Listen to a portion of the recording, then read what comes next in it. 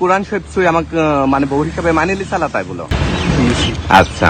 প্রেমের টানে পুরুষ থেকে নারী হয়েছেন এক নৃত্যশিল্পী। ভারতে চিকিৎসা শেষে ফিরে এসে দেখেন বিয়ে করে সংসার করছেন তার প্রেমিক পুরুষ।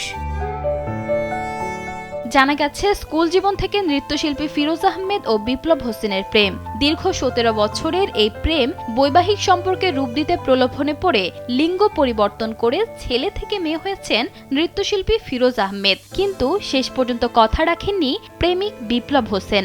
ইন্ডিয়ায় আমাকে পাঠাইলা, তুমি বললে আমার সাথে একসাথে মরার আগ পর্যন্ত থাকবো। রাজশাহীর বাঘা পৌরসভার বানিয়াপাড়া গ্রামের উজ্জ্বল হোসেনের ছেলে বিপ্লব হোসেনের বিরুদ্ধে এমন অভিযোগ করেন নৃত্যশিল্পী ফিরোজ আহমেদ। নৃত্যশিল্পী ফিরোজ আহমেদ বাঘা উপজেলার পাকুড়িয়া ইউনিয়নের জোত কাদিরপুর গ্রামের আলী হোসেনের ছেলে। বিপ্লব হোসেন বরিশালে একটি গ্রুপের কয়লা ঘাটে সুপারভাইজার পদে কর্মরত রয়েছেন।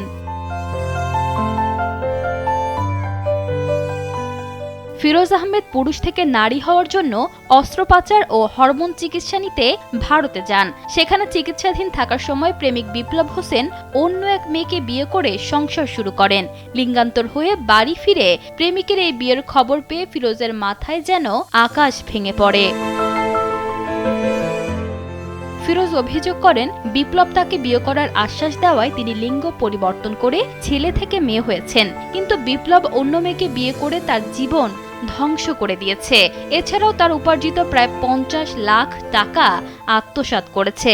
সেই টাকা দিয়ে গাড়ি বাড়ি করেছে বিপ্লব ও তার পরিবার।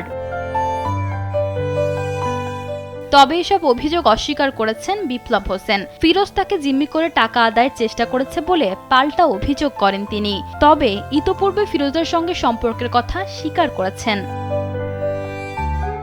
ডেস্ক রিপোর্ট, সময়ের আলো।